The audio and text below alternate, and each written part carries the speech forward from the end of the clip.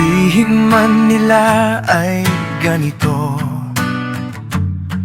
hindi maniniwalang ganyan yan. Puro lang sila sabi-sabi, hindi naman totoo. Alam mo sa sarili kung ano ang tunay.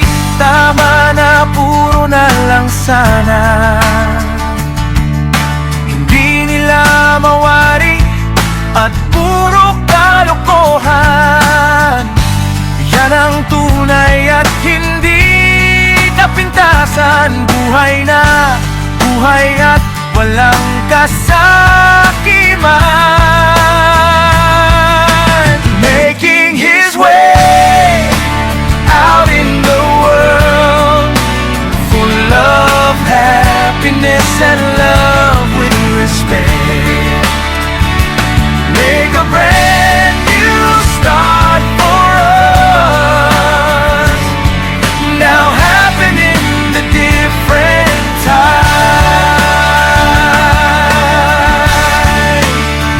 Dalawa ang numero sa huling barahang walang talo. Diamanting kumikinang na may kasamang 7. 9 ang puso para sa hari na may reyna, at isang 5 idinudugtong ay panalo na. Tama na, puro na lang sana. Hindi nila mawari at puro kalokohan. Yan ang tunay at hindi kapintasan. Buhay na, buhay at walang kasakiman.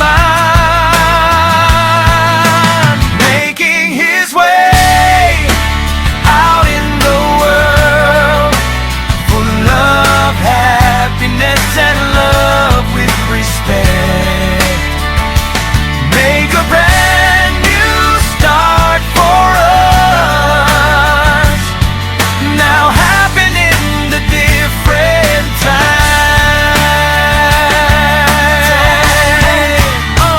Sasabihin siya si ganito at siya ay si ganyan.